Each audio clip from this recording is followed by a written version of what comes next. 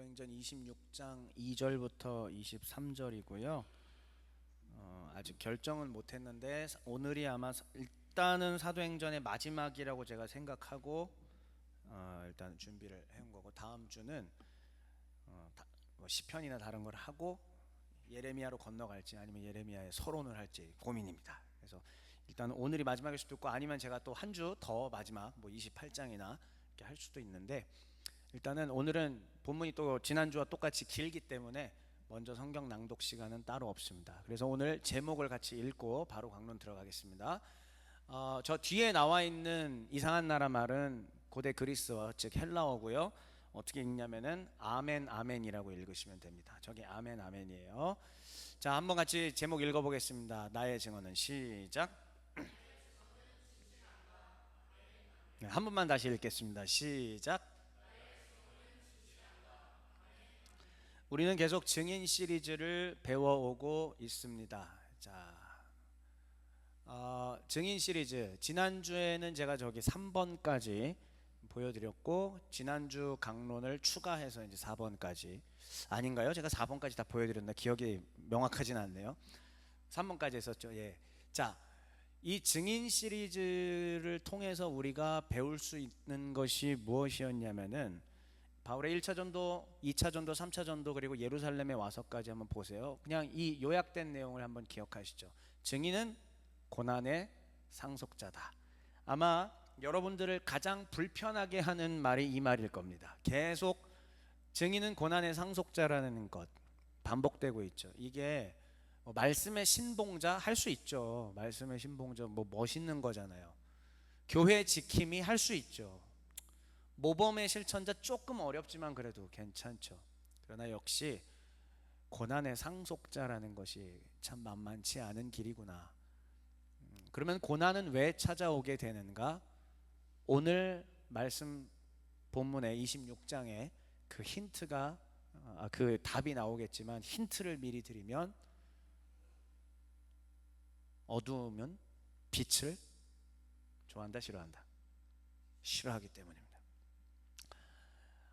어두움은 결단코 빛을 싫어합니다. 그래서 빛이 오면 어떻게든 그 빛이 사라지게끔 만들고자 하는 게 어둠인 것이죠. 그러니까 우리가 참된 복음의 빛을 들고 살아간다면 고난은 찾아오게 돼 있습니다. 세상의 가치관과 삶의 방식들이 어두움이기 때문입니다. 나 혼자 빛으로 산다면 우리의 속담처럼 모난 돌이 정 맞죠.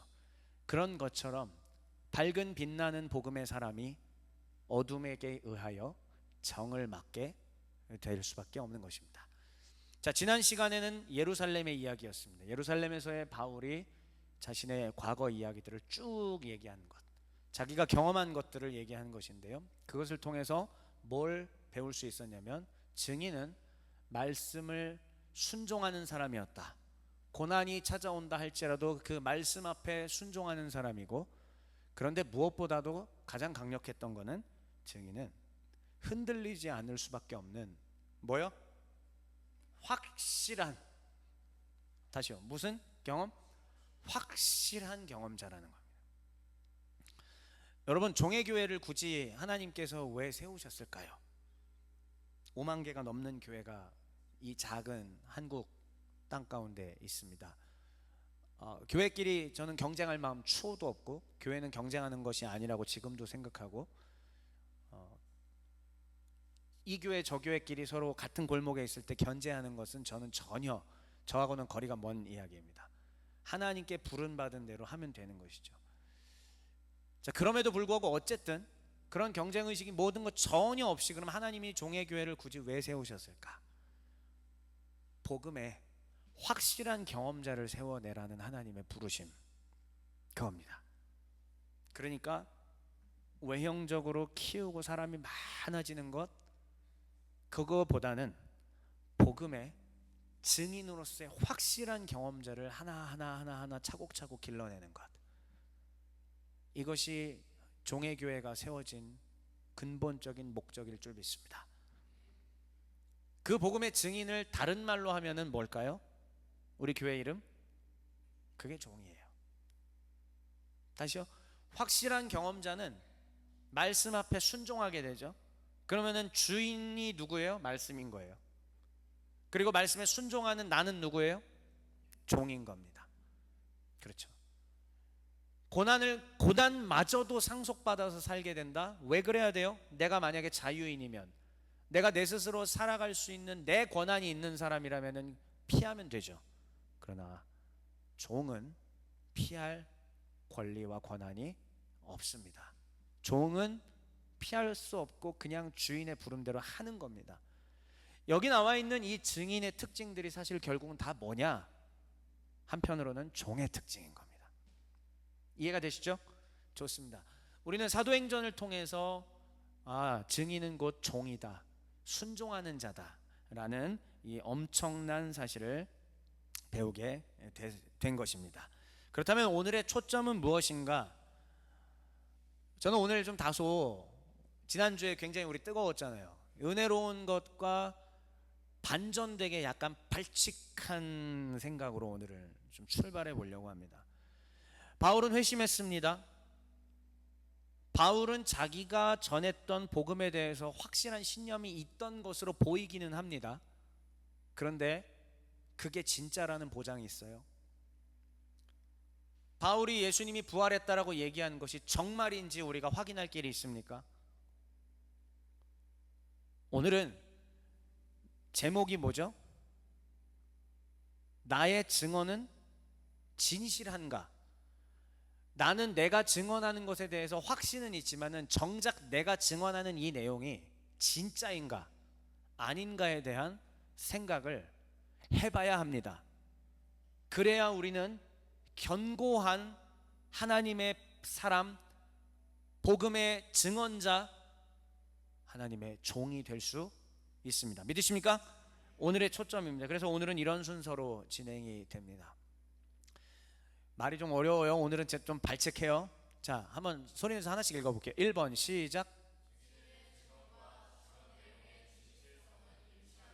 증인이 한 증언과 그 증언 서술된 내용이 있겠죠. 이것이 과연 진실성 앞에서 일치하는가? 오늘 발칙한 1번 주제로 시작을 하겠습니다. 그리고 두 번째 읽어볼게요. 괄호 안에 있는 건 안 읽으셔도 되고요. 시작. 네.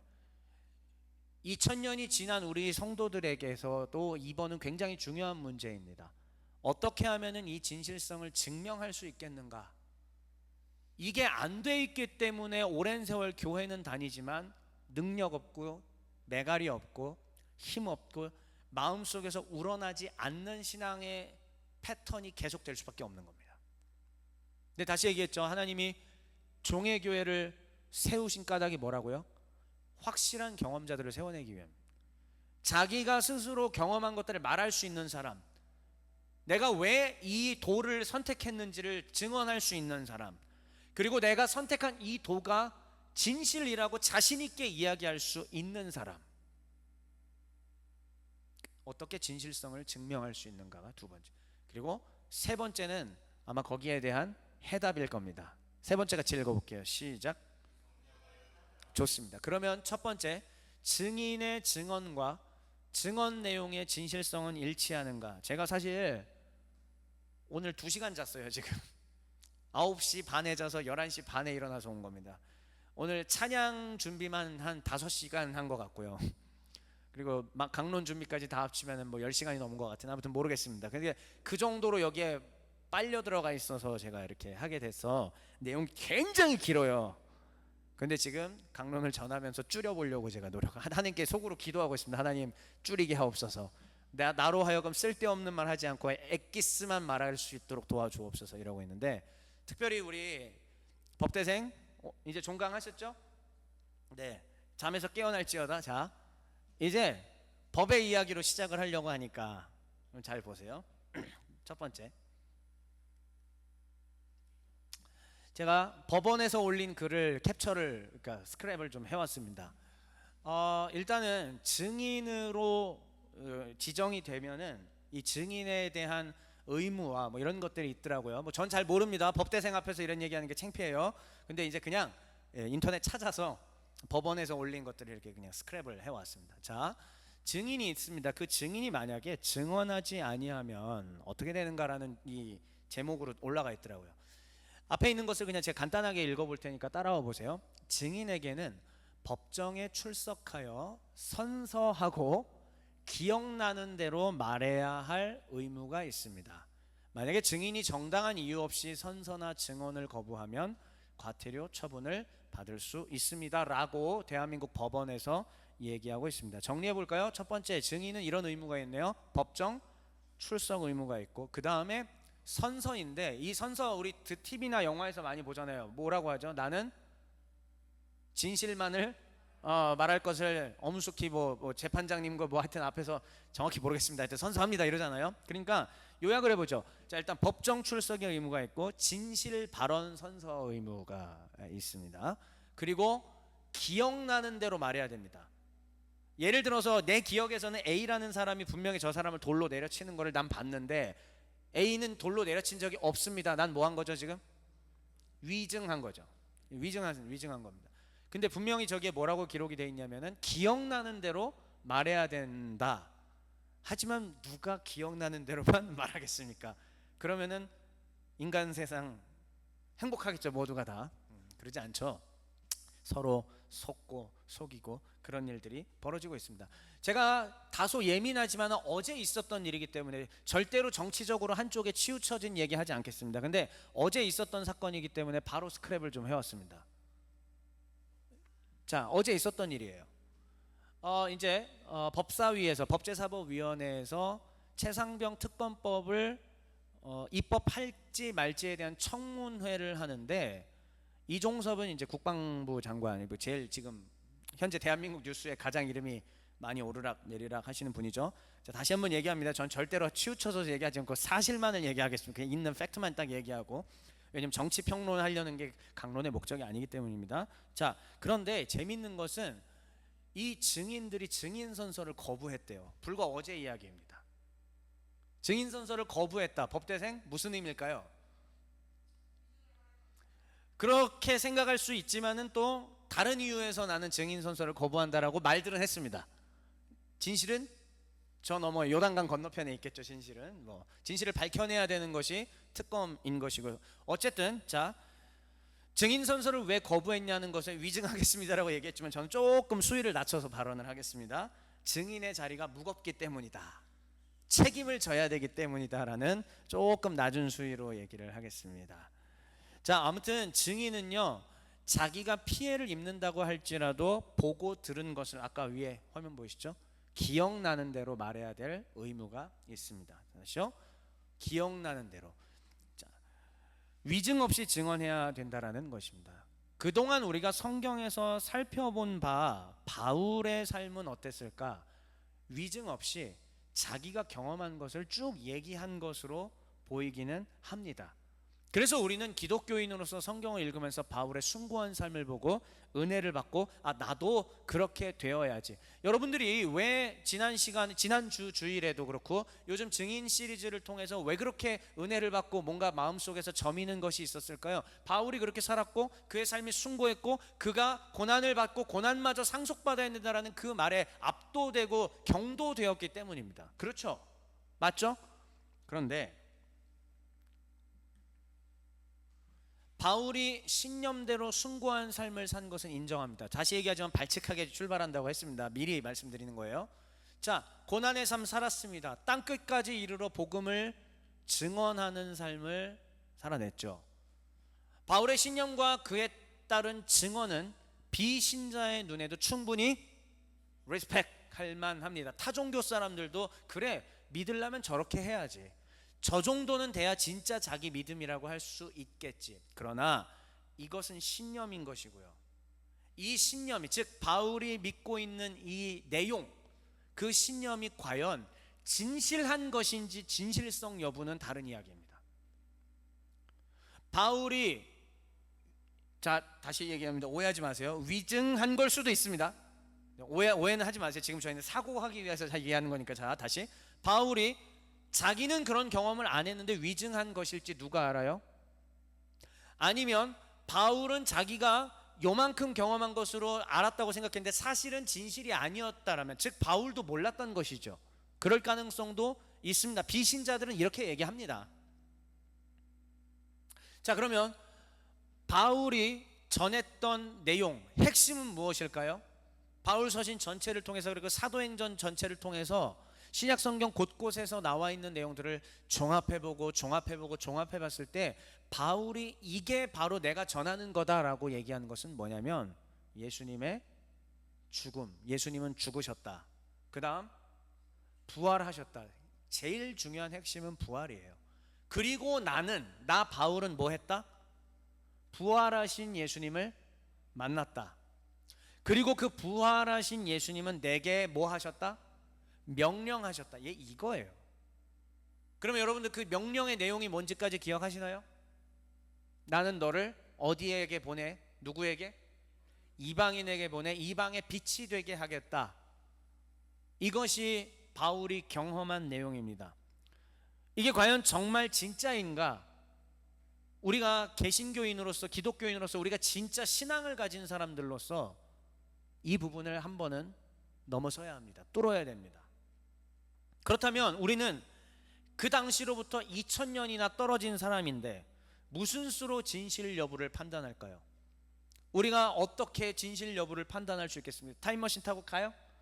백투더퓨처 갑니까? 불가능하잖아요. 불가능합니다. 그럼 어떻게 할 수 있을까요? 그래서 두 번째, 어떻게 진실성을 증명할 수 있는가? 저는 두 가지를 여러분들에게 제시하고자 합니다. 첫 번째는 뭐죠? 읽어보세요. 시작. 두 번째는요?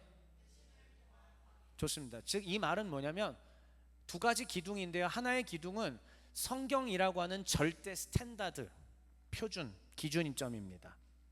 성경을 통해서 확인하는 거고, 두 번째는 회심이니까 개인들이 그 부활하신 예수님을 만나게 되는 체험들을 말하게 되는 것이죠. 우리의 진실성은 이것으로 증명할 수 있다라고 말할 수 있습니다. 그런데 재밌는 것은 제가 1번에 성경을 통한 확인을 어떤 식으로 해왔느냐, 1차 무슨 읽기? 이런 식으로 성경 읽어보신 적 있으세요?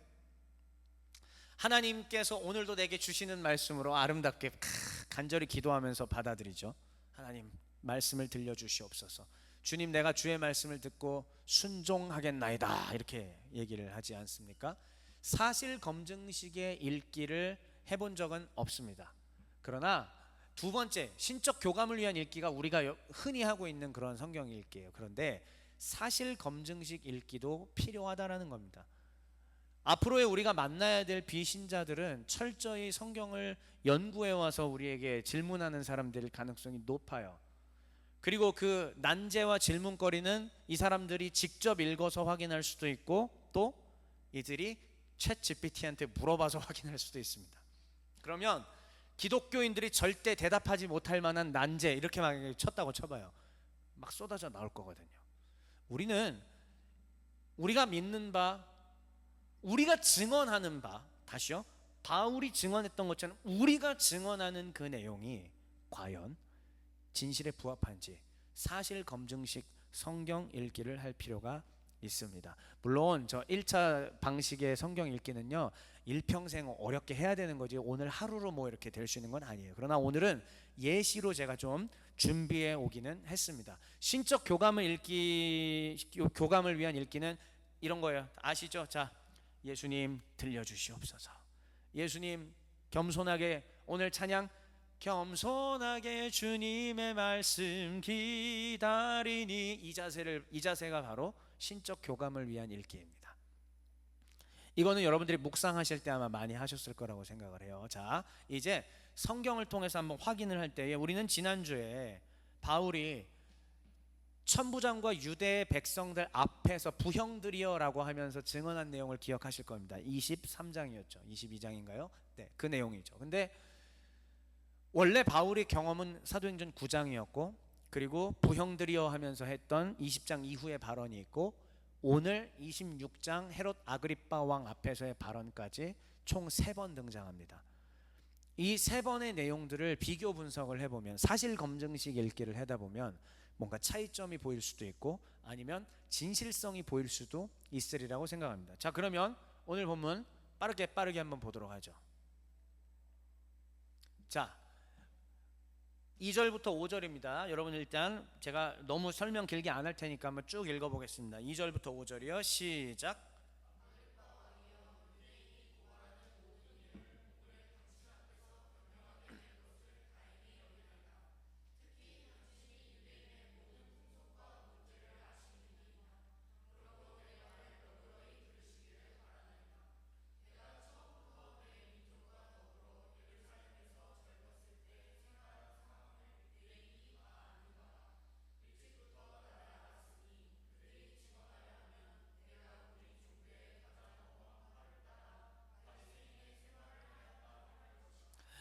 자, 이제는 헤롯 아그리빠 왕 앞에서, 이거 여기서의 헤롯 아그리빠는 헤롯 아그리빠 2세입니다. 그의 아버지는 헤롯 아그리빠 1세고 그게 누구냐면 사도행전에 충이 먹어 죽은 사람 기억해요? 예, 헤롯 왕이 벌레 먹어서 죽었다라는 표현이 나와 있죠. 아빠예요. 네. 자, 그런데 이 유대 지역은요, 여러분 저랑 잠깐만 보세요. 약간만 설명하겠습니다.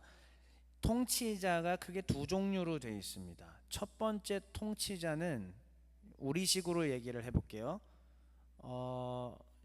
본사에서 직접 파견한 직영 직원이 있고, 그 다음에 가맹 점주들이 별개로 또 있죠. 스타벅스는 다 저건가요? 다 본사죠. 자, 그러니까 총독이라고, 여기 이제 성경에서 사도행전에서 총독이라는 표현 나오잖아요. 총독은 로마 정부에서 직접 파견한 본사 직원이에요. 그 다음에 여기 나와 있는 왕이라고 하는 표현은 분봉왕이라고 하죠. 헤롯 가문이 이제 분봉왕을 이어갔는데 이들은 가맹점주입니다. 이렇게 이해하시면 돼요. 그러면 누가 더 위겠어요? 총독이 위입니다. 네. 그러면 우리가 알고 있는 가장 유명한 총독은 누구예요? 우리가 매주마다 그의 이름을 불러요. 매주마다 한 주도 빠지지 않고. 본디오 빌라도입니다. 네. 본디오 빌라도가 로마에서 파견한 직영점, 직영 뭐 직원이라고 이제 해야 될까요? 그런 거고, 그 밑에 이제 헤롯 왕들이 있는데, 이 헤롯 아그리빠 왕은 바로 그 헤롯 가문에서 쭉 이어가는 유대 지역을 통치하는 분봉 왕이라고 할 수 있습니다. 아무래도 그러면은 유대 지역의 문제와 상황, 현안들, 율법 문제 알까요, 모를까요?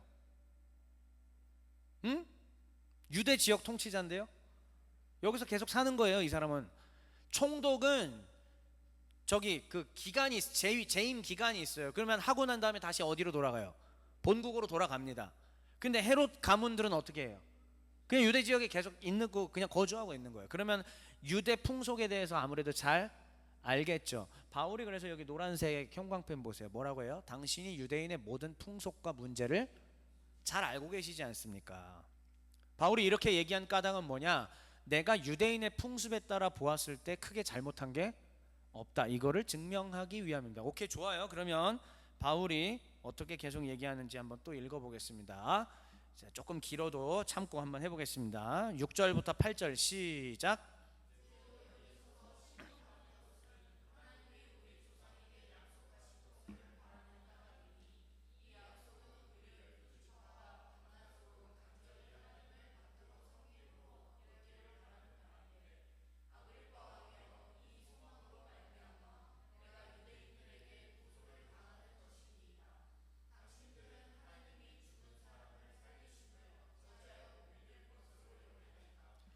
바울이 유대인들의 고발을 받아서 지금 이렇게 신문을 받는 까닭은, 하나님이 우리 조상, 즉 유대인이죠, 우리 조상인 유대인들에게 약속한 게 있는데 그걸 나는 간절히 바란 죄밖에 없다.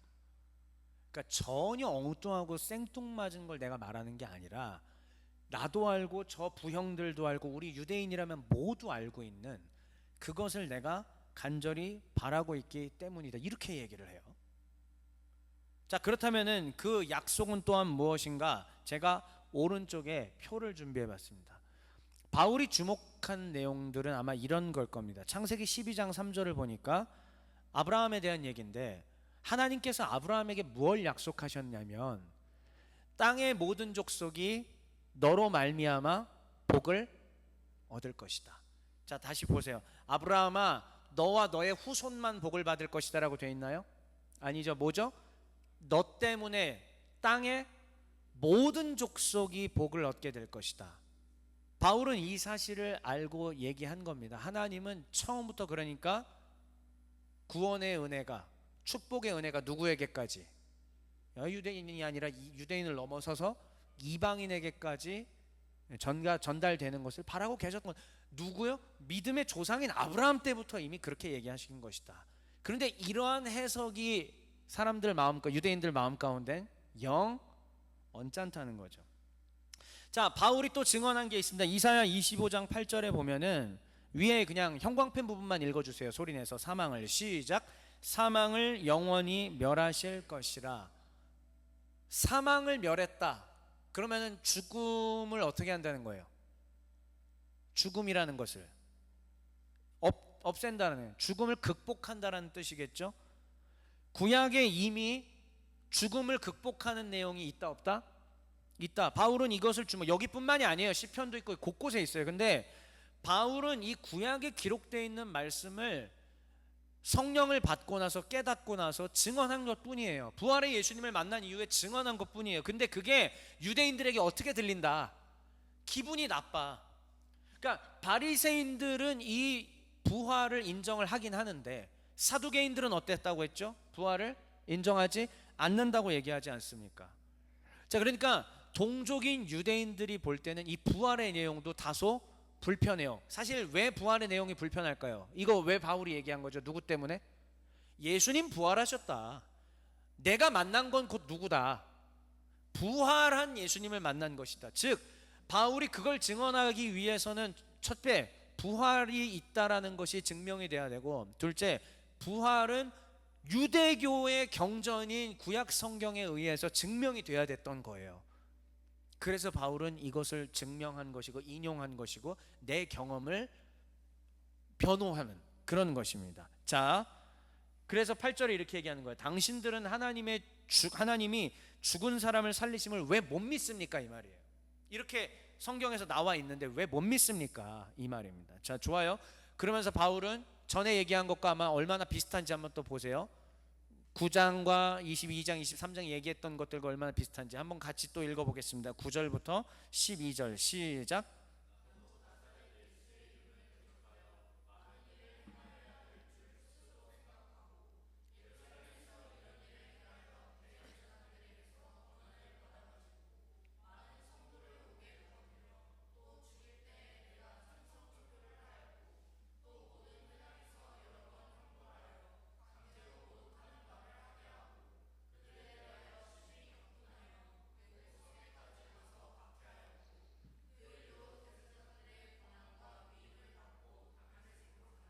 네, 바울이 9장에서 사도행전 9장에서 누가의 증언과 23장인가요? 22장인가요? 제가 지금 헷갈린데, 아무튼 거기서 바울이 이야기한 내용 일치해요, 일치하지 않아요?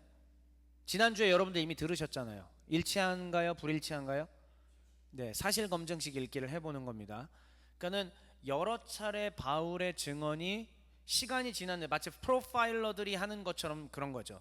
경찰이 수사할 때처럼 하는 겁니다. 여기서 진술하게 하고요, 정신 쏙 빼놓은 다음에 여기서 또 진술하게 하고, 정신 쏙 빼놓고 또 진술하게 하고, 그랬을 때 이것들이 얼마나 일치하는지를 보면은 사람이 아무리 정교하게 거짓말을 하더라도 거기서 어느 정도는 걸린다고 하더라고요. 프로파일러들이 하는 말을 이제 방송에서 유튜브나 이런 데서 좀 보니까, 예, 그런 것과 마찬가지입니다. 근데 바울의 증언이 다 어떻게 돼 있다? 일치하는 것 같아요. 사실 그쪽으로 봤을 때. 그러니까 바울이 부활의 예수님을 만났다라는 것이 이제는 좀 이렇게 믿어질 수 있는 그러한 어떤 토대는 마련이 된 것 같습니다. 자, 근데 그 제대로 된 얘기가 또 나옵니다. 이것도 그 전 진술들과 얼마나 일치하는지 보세요. 그런데 차이점이 하나 보일 겁니다. 준비 13절 14절 시작.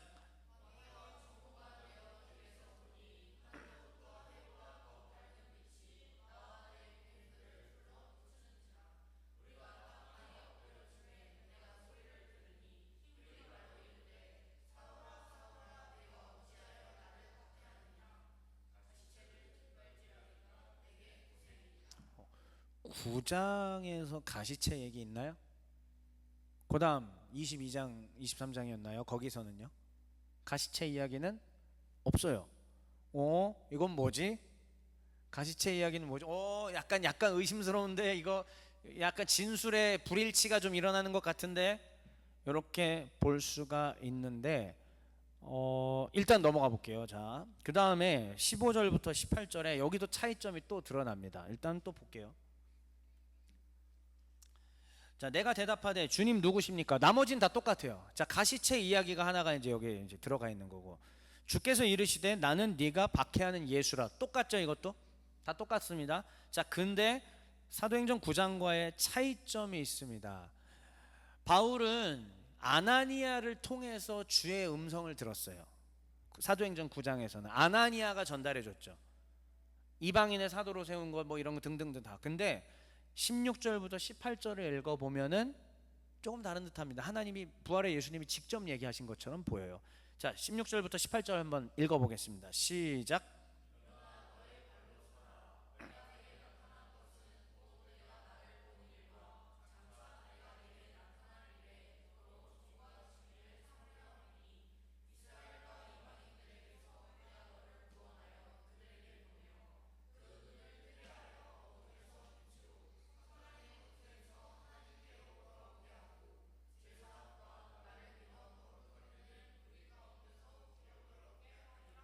하더이다. 바울이 과연 직접 들은 이야기일까? 아니면 아나니아에게 들은 이야기일까? 많은 논쟁을 하기는 좀 어렵지만 오늘 예배 시간이고 또 설교 시간이니까요. 그런데 어느 것으로 보아도 바울의 증언에는 일관성에 결여되는 것이 없다라는 것, 즉 아나니아에게 들은 것기 때문에 하나님께 들었다고 표현하는 걸 수도 있고, 아니면은 9장 부분에서는 아나니아에게 들은 이야기를 하는데 그 이후에 그때 또 하나님이 바울에게 직접 말씀하신 것일 수도 있고요. 진실은 정확하게는 알 길은 없지만 바울이 증언하고 그가 살아내고 그가 다른 서신들에서 얘기한 것들을 분석해 봤을 때는 지금 여기서 말하는 것과 일치하고 있다는 것을 우리는 확인할 수가 있습니다. 오히려 이제 여기서 사실 검증식 읽기를 마쳤다면 이제는 신적 교감을 위한 읽기를 들어가 봐야 되는 거예요. 자, 보세요. 하나님이 바울을 선택한 이유는 뭐냐면은 어둠에서 빛으로, 저희 오른쪽에 표를 보시면 됩니다. 사탄의 권세에서 하나님께로, 그리고 죄사함과 기업 얻음을 주시기 위함이다라고 얘기하고 있는데, 여러분 바울은 실제로 이 일을 했습니다. 바울이 가는 곳마다 귀신이 떠나갔고 병도 나섰고 어둠에 가득 사로잡혀 있었던 사람들에게 예수 복음이 들어가서 그들이 주님의 복음으로 말미암아 새로운 인생을 살게 되는 그 일들이 계속 지속적으로 일어나게 되었습니다.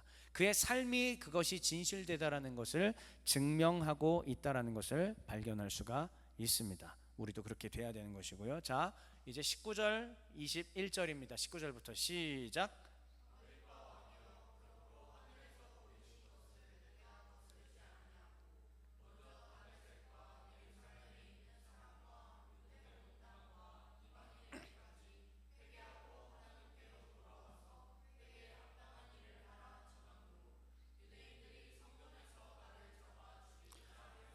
고난의 상속자가 되었습니다. 종과 증인으로 삼겠다는 그 하나님의 뜻에 바울은 순종했습니다.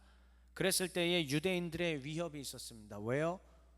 유대인들은 어둠과 사탄의 권세에 완전히 강력하게 사로잡혀 있어서 진리와 진실이 무엇인지 분별할 수 없는 상황이었기 때문입니다. 그러나 우리는 이 성경 말씀을 통해서 어둠에서 빛으로 옮겨졌구나, 우리는 예수님의 진리를 깨달았구나라는 것들을 알게 될 것입니다. 자, 이제 마지막 파트 넘어가겠습니다.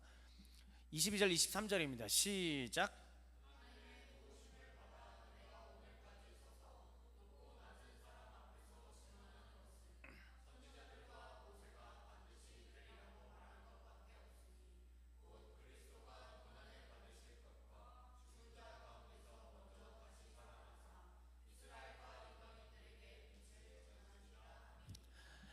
사도행전뿐 아니라 바울 서신 곳곳에서 증언하는 내용들이 일치하고 있습니다.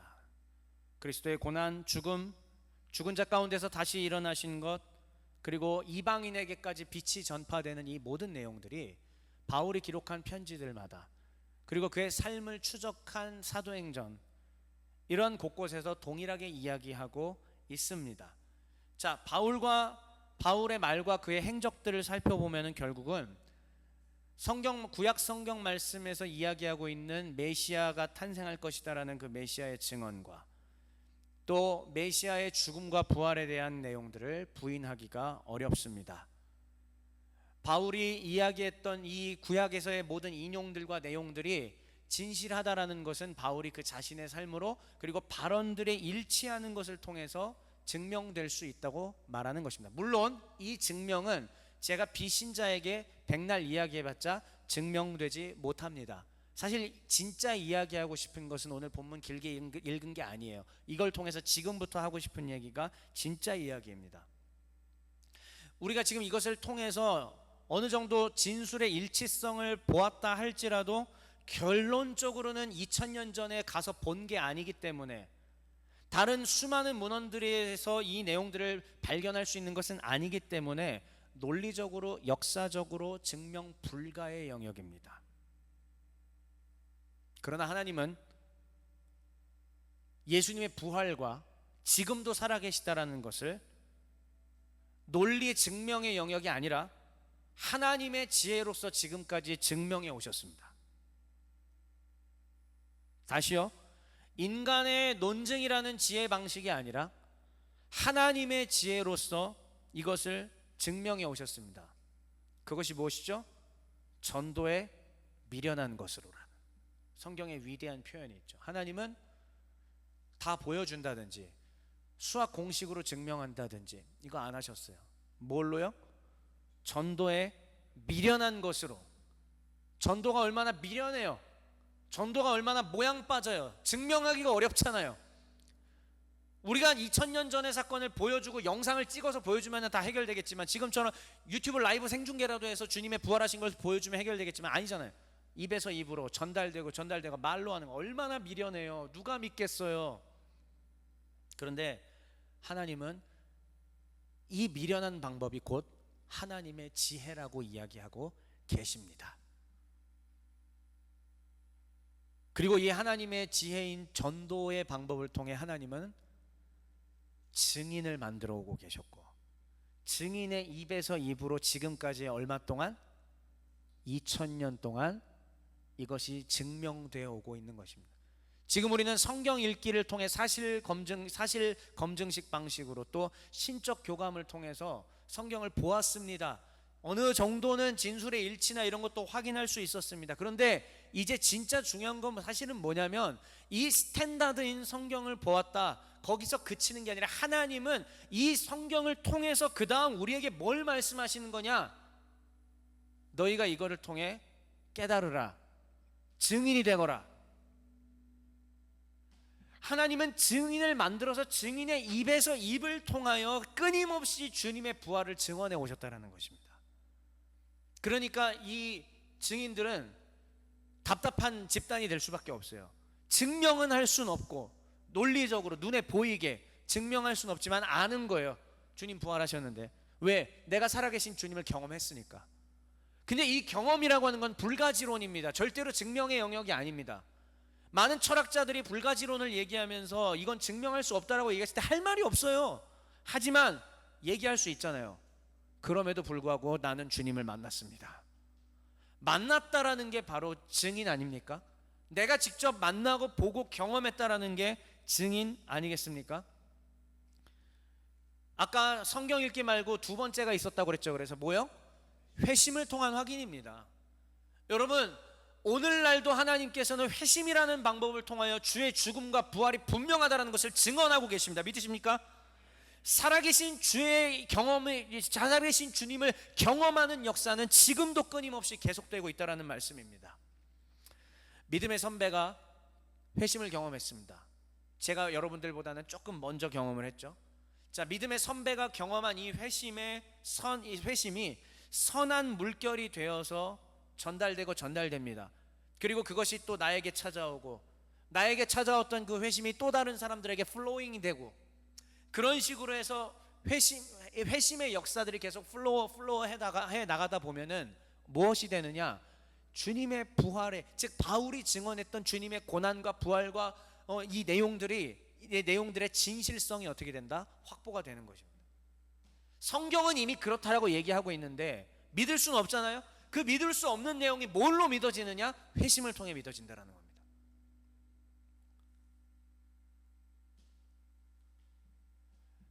잠실야구장 가보면은 한참 제가 한국 시리즈 때 딱 가면 파도타기 응원이 이렇게 해요. 난리 나요. 이제 7회 넘어가면서부터 이제 박빙이면 파도타기 응원 시작됩니다.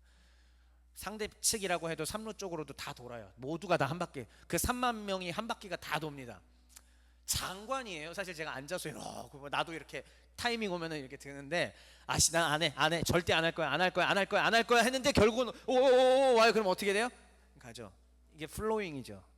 파도는 그렇게 흘러가게 되지 않습니까? 누군가가 성령의 불을 받고 누군가가 회심을 체험하게 되고 그 회심을 해서 주님의 살아계심을 증언하고 경험하고 증언하게 되면요, 이게 불씨가 이어지고 흐름을 타서 나도 경험하게 되고 증언하게 되고, 교회가 존재하는 까닭이 이거 하라는 거예요. 교회 하나님이 왜 세우셨습니까? 그냥 와서 예배 드렸다 집에 갔다가 아니라 회심 체험이 있으라는 얘기예요. 죽어있는 영혼을 살리는 곳이 되라는 말입니다. 어둠의 권세에 사로잡혀 있던 자들의 빛으로 인도하라는 얘기예요. 사망의 권세에 잡혀있던 자들을 생명의 권세로 인도하라는 얘기예요. 이 일이 이루어지지 않으면 교회가 아니라는 말입니다. 우리가 경험하는 교회는 그냥 이런 사교 클럽이 돼서는 안 됩니다. 그냥 사람들 만나러 오는 것, 위로받으러 오려는 것이 돼서는 안 됩니다. 살아계신 주님으로 인한 회심이 어둠에서 빛으로 내 삶이 변화되는 놀라운 역사를 경험해야 되는 것, 바로 그것이 교회인 줄 믿습니다. 그 파도타기 응원과 같은 회심의 역사가 오늘 우리 교회에도, 오늘 우리의 삶 가운데 있게 되시길 주의 이름으로 축원합니다. 그러면 마지막으로 어떻게 하면 회심의 가능성이 좀 더 높아질까요? 여러분, 그래서 세 번째 내용이 뭐였죠? 같이 읽어볼게요. 세 번째, 3번 시작. 성령을 받으라. 우리 주 예수 그리스도께서는 무엇이라고 얘기를 하시냐면은 성령을 받으라고 말씀을 하십니다. 여러분, 그러면 1번 보세요. 성령이 하시는 사역이 무엇인가? 성령이 오시면, 자, 요한복음 16장 13절 같이 읽어보겠습니다. 여러분들의 큰 목소리로 시작.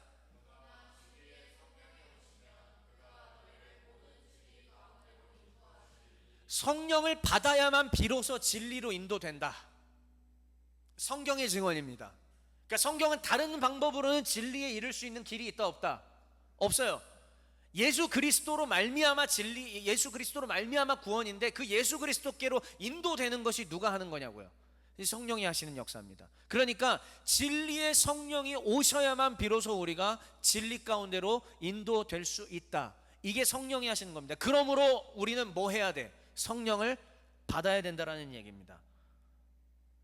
자, 그러면 성령을 하나님께서 주신 까닭은 무엇일까요? 자, 요한복음 20장 22절 일단은 먼저 저 멋있는 말을 한번 읽어보겠습니다. 시작.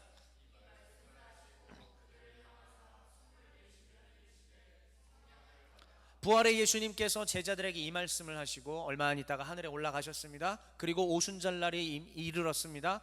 아버지의 약속하신 것을 기다리라, 이 말하고 하늘에 가셨어요. 그리고 마침내 오순절이 되었을 때 아버지의 약속하신 그 선물이 임하였습니다. 그 선물이 뭐냐? 바로 성령 강림이었습니다. 이 성령 강림을 통하여서 그때서야 제자들이 담대해지기 시작했고, 그때서야 제자들이 예수님이 메시아였구나라는 것을 분명하게 깨닫기 시작하고, 어떤 핍박과 고난이 온다 할지라도 담대하게 복음을 전파하기 시작했던 것입니다. 그리고 예수님께서 말씀하셨던 내용들이 그때서야 다 이해가 되기 시작을 했습니다. 자, 그러면 다시 성령을 주신 까닭이 무엇일까? 여러분, 초대교회에 성령 받았던 주님의 제자들이 한 일이 뭘까요? 그 중에 하나님께서 선택하신 사도들이 바로 성경을 기록했습니다. 성경을 왜 기록했어요? 어둠에서 빛으로, 사망에서 생명으로 인도하기 위하여 주님께서 그 일을 하신 것입니다. 성령 받은 사람들은 예수님이 주라 증언하는 그 붓을 들어서 내용을 쓰기 시작했고, 그 있었던 내용들을, 그 고난받았던 내용들을, 이게 얼마나 위대하고 진리인지를 아주 상세하게 소상히 기록을 남겼다라는 것입니다. 그렇게 해서 성경이 된 거예요. 그러므로 성경은 뭐냐? 성령의 감동으로 기록된 하나님의 말씀이 될 수 있었던 것입니다. 믿으십니까? 자, 그러면 요한복음 20장 31절 한번 읽어보겠습니다. 시작. 오직 이것을 기록함은 너희로 예수께서 하나님의 아들 그리스도이심을 믿게 하려 함이요 또 너희로 믿고 그 이름을 힘입어 생명을 얻게 하려 함이라. 아멘. 그래서 성령 받은 사람들에 의해 기록된 이 성경이 증언하는 바가 뭐냐? 예수는 하나님의 아들이시다. 예수는 그리스도이시다. 성령을 받아야만 이 진리로 인도되는 것이고, 이 진리로 인도될 때에 비로소 주님은 부활하신 분이 맞구나, 그리고 죄를 토설하고 회개하며 예수님이 나의 구주이십니다라고 고백하며 우리가 회심하며 주님을 깊이 만나게 되는 바로 그 순간, 부활의 주님은 오늘 실존하는 나의 주님이 되는 것입니다. 다시 얘기할게요. 수학 공식처럼 증명할 수 있다? 없습니다. 성령을 받은 제자들을 통해, 성령을 받은 종들을 통해, 성령을 받은 증인들을 통하여 계속 입에서 입으로 구전되어 전달되는 것이 바로 주님의 복음인 것입니다. 이제 마지막입니다. 그러므로 여러분, 오늘 하나님이 요한복음에서 말씀하신 내용으로 여러분들에게 동일하게 말씀을 전하겠습니다. 성령을 사모하십시오. 제 말이 아니라 부활의 예수님께서 하신 말씀입니다. 성령을 받으라. 성령을 받으라. 이미 받은 그 성령, 내 안에 내주하신다고 가만히 있으면 성령의 충만함을 누릴 수가 없습니다. 성령을 아직 받지 못한 사람은 성령을 받아야 하는 것이고, 이미 성령을 받은 사람은 내 안에 성령의 충만함을 위하여 더욱더 간절히 사모하며 살아가야 합니다. 여러분, 주님이 살아계신다는 것을 성령 안에서 경험하게 될 때 우리의 삶은 질서가 생깁니다. 그리고 우리의 삶이 질서 있게 살아갈 때에 비로소 삶이 축복이라고 느껴집니다. 제가 며칠 전부터 스레드를 시작을 했어요. 스레드. 뭔지 몰라서 계속 뜨길래 뭔지 눌러봤다가 이건 뭐지 하다가 안 했다가 했다가 안 했다가 하다가 이거 뭔가 한번 하고 이제 눌러봤어요. 아, 이런 거구나. 수많은 사람들이 이제 약간 블라인드식으로 해서 자기 하고 싶은 얘기들을 마음껏 쏟아내는데, 제가 스레드를 한 지금 4일 정도 하면서 뭘 느꼈는지 아십니까? 삶의 질서가 없어요. 현대인들이 삶의 질서가 현저히 무너져 있고, 가치관도 무너져 있고, 살아가는 축복을 누리지를 못하고 있습니다. 생명은 아름다운 것인데, 하나님은 그 생명을 누리라고 세상을 지으신 것인데, 어둠의 권세에 사로잡혀 있어서 삶이 질서 있게 균형 잡혀 있지 않기 때문에 그 수많은 결핍들 속에서 사람들은 살아보고자 다른 걸 찾고, 그 결핍을 채워보고자 다른 데 탐닉하게 되며, 그것이 지금 현대 대한민국에 살아가는 많은 우리 또래 사람들이 겪는 문제. 10대부터 뭐 40대 50대 쭉 이렇게 있더라고요. 삶이 그렇구나. 대부분이 다 질서가 무너져 있는 삶을 확인할 수가 있습니다. 삶의 질서가 생겨야 비로소 삶을 축복이라고 느낄 수 있습니다. 근데 어떻게 삶이 질서가 생기느냐? 주님의 살아계심을 경험할 때, 그게 진실하다라는 것을 깨달을 때입니다. 안 깨달아지니까 못 믿는 거예요. 그러면 교회는 다니지만 예수님은 여전히 내 안에는 예수님의 부활은 진실이 아닌 겁니다. 참이 아니라 거짓이에요.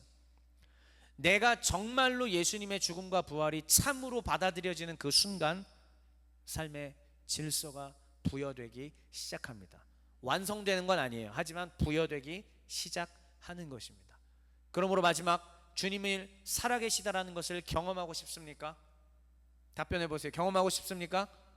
성령을 사모하십시다. 성령을 사모하여 하나님의 살아계심을 경험함으로써 이제 그 사건은 진실이 됩니다. 진실성이 확보될 것이며 나의 인생은 어떻게 된다?